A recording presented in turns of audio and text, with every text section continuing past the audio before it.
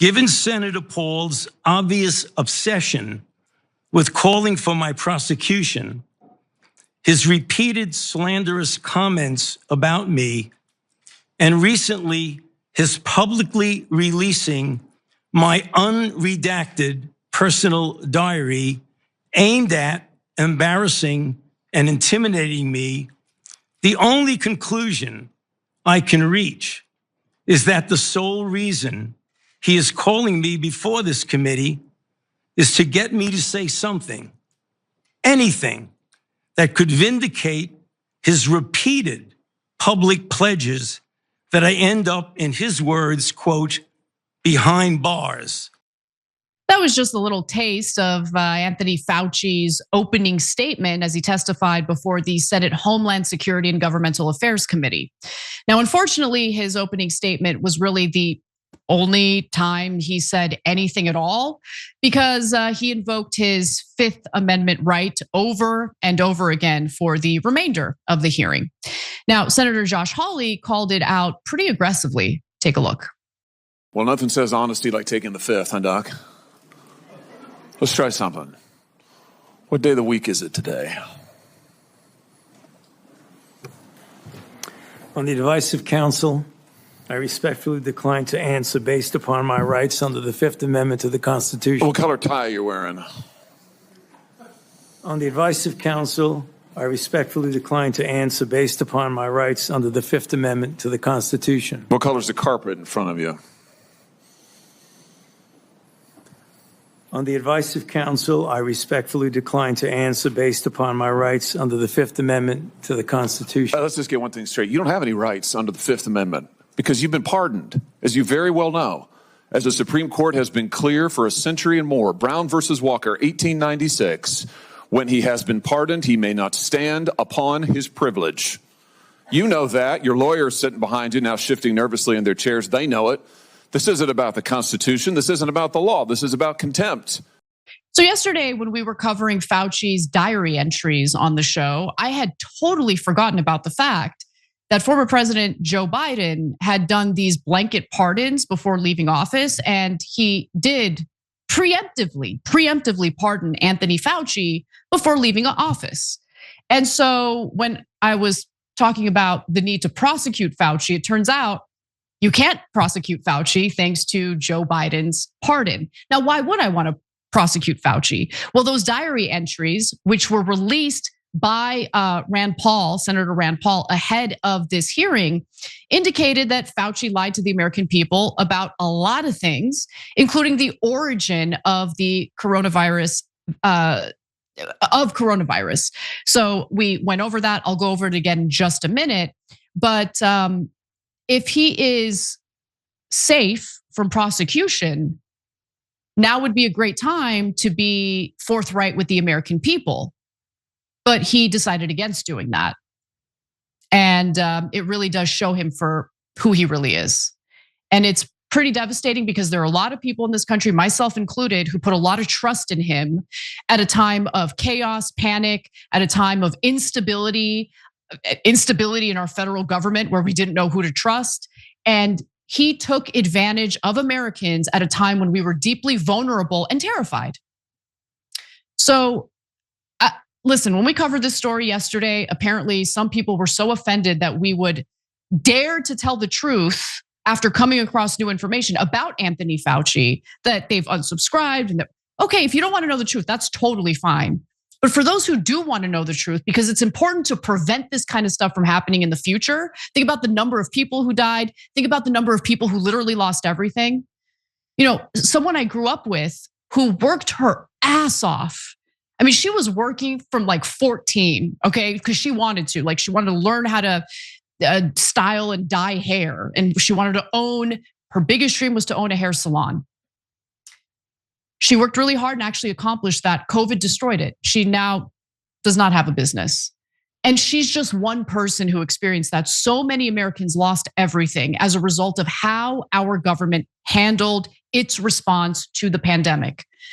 And we need to learn from that. We need to prevent that from happening again in the future. But unfortunately, we're not dealing with people who have the best interests of the people of this country in mind. Anyway, so look, the point of this hearing was to, dive into the origins of and the governmental response to the COVID-19 pandemic. Now, Fauci's refusal to cooperate did not mean there were no spicy moments in this hearing.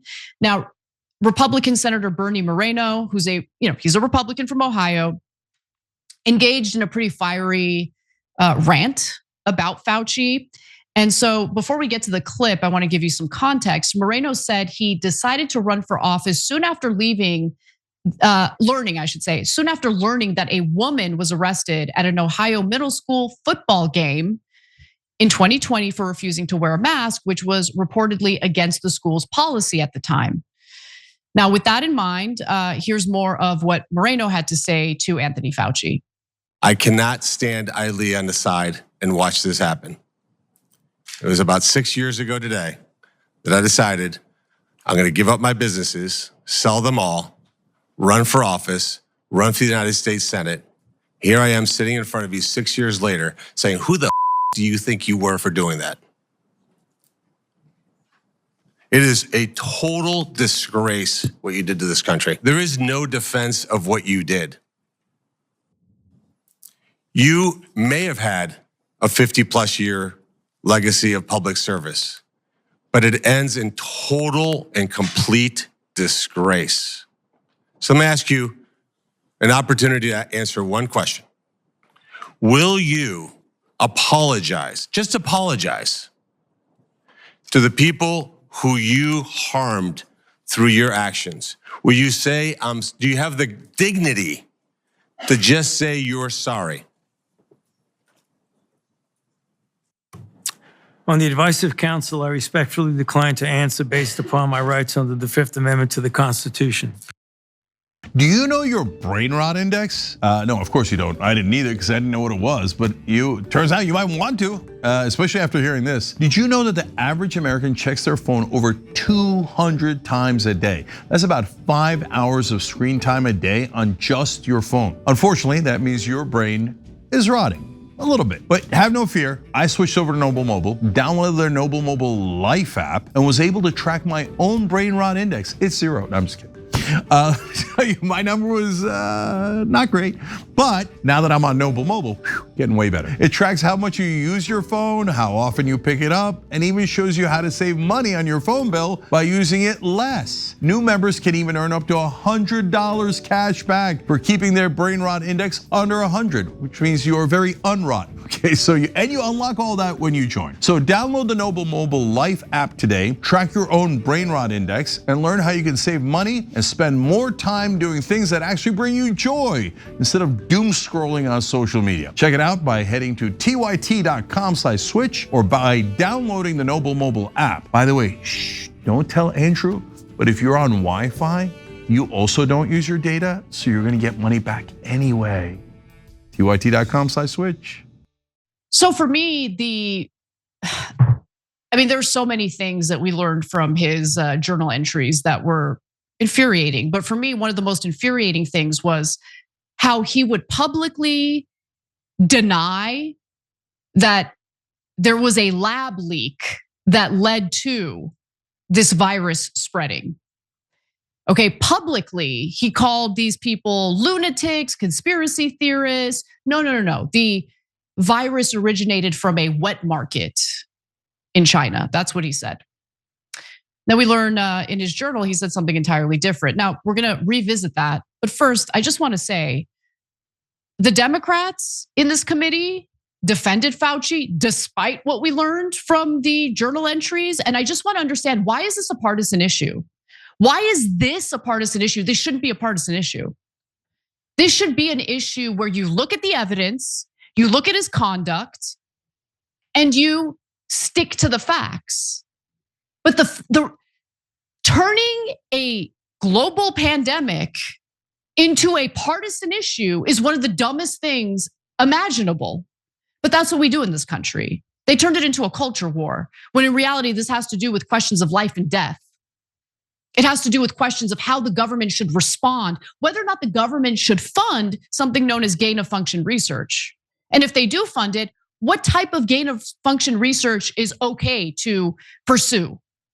But we're not having that conversation, are we? So a group of 155 scientists, doctors, and public health advocates also signed a letter defending Fauci. I don't know if they read any of Fauci's journal entries, but they wanted to defend Fauci while painting the scientific community as victims of the Trump administration. Now, look, I agree, the Trump administration has not been friendly to scientists.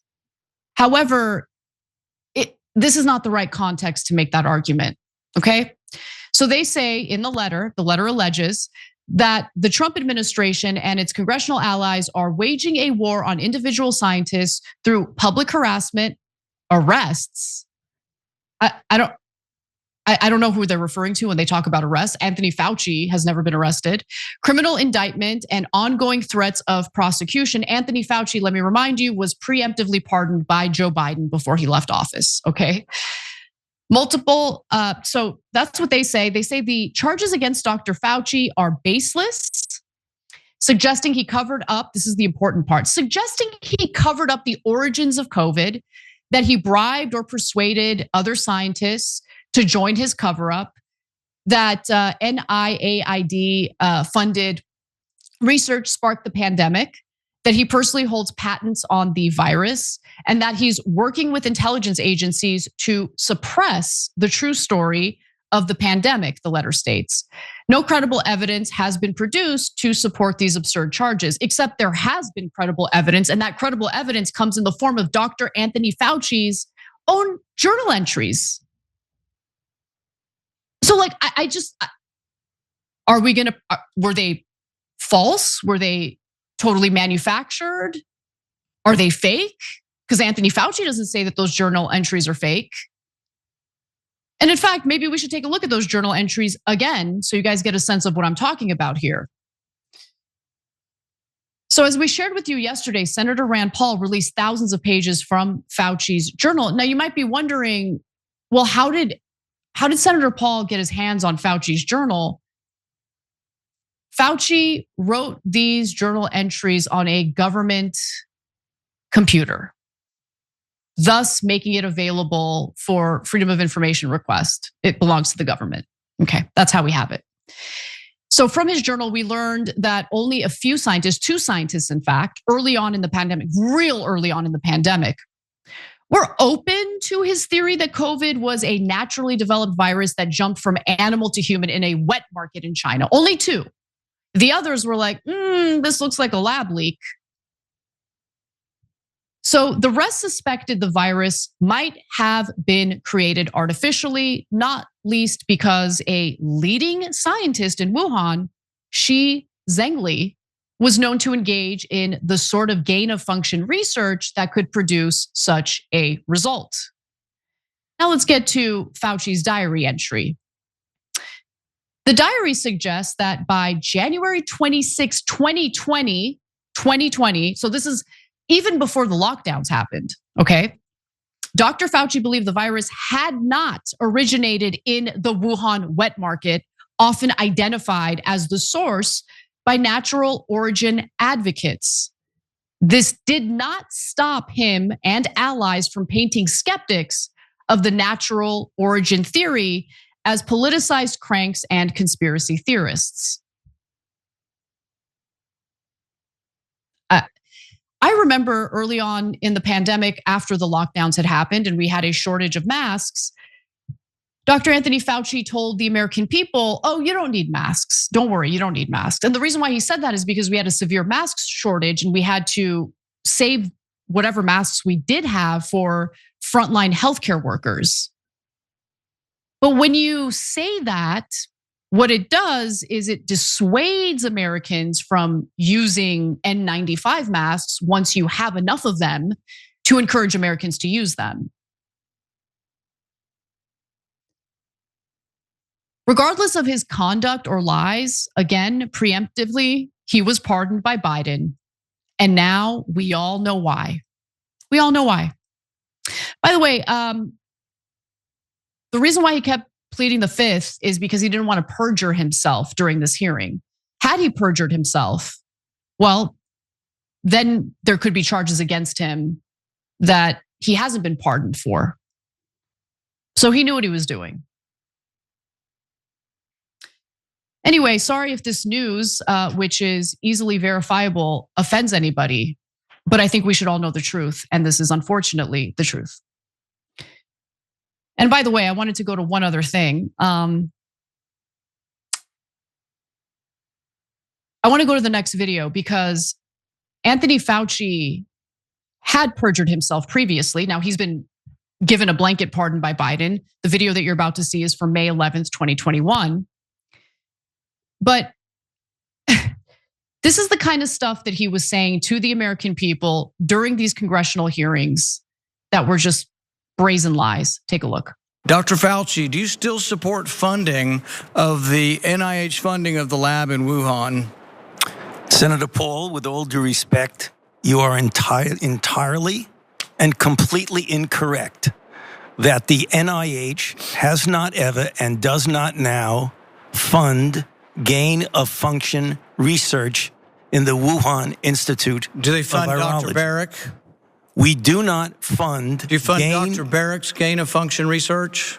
Dr. Barrett does not doing gain of function research, and if it is, it's according to the guidelines, and it is being conducted in North Carolina. You don't think inserting China. a bat virus spike protein that he got from the Wuhan Institute into the SARS virus is gain of function? That is you would not be in the minority because at least 200 scientists have signed a statement from the Cambridge Working Group saying that it is gain of function. Well, it is not.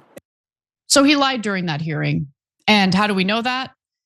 The hearing took place May 11th, 2021. By September 9th, 2021, The Intercept, not a right-wing publication, The Intercept got their hands on some incredibly important documents. And what those documents indicated was that, and this was reported by Newsweek at the time, Fauci was untruthful to Congress about Wuhan lab research, new documents appear to show. So again, those were documents obtained by The Intercept, and Newsweek interviewed someone by the name of Richard Ebright, Board of Governors Professor of Chemistry and Chemical Biology at Rutgers University and Laboratory Director at the Waxman Institute of Microbiology. So they interviewed him and asked him, like, take a look at these documents and tell us what your take is, since you're an expert at this, right? And what he found, what he told Newsweek, was that these documents show unequivocally that NIH grants were used to fund controversial gain of function research at the Wuhan Institute of Virology in China. He also said that the documents make it clear that assertions by the NIH director, Francis Collins, and the NIAID director, Anthony Fauci, that the NIH did not support gain of function research or potential pandemic pathogen enhancement in Wuhan are untruthful. So that was the reality. That has been the reality. And I don't know why we're not allowed to know the truth about the US funding gain of function research. Maybe it's because it's so highly controversial. And the reason why it's controversial is if you're dealing with highly contagious pathogens, there could be an accident and there could be a lab leak. And by the way, I'm not the only person who's saying this. Of course, our intelligence community have looked into this themselves. I remember when the FBI report came out and said, it's more likely than not that this originated from a lab leak anyway. So that's where we are. It's important to know the truth, and that's what this is. Every time you ring the bell below, an angel gets his wings. Totally not true, but it does keep you updated on our live shows.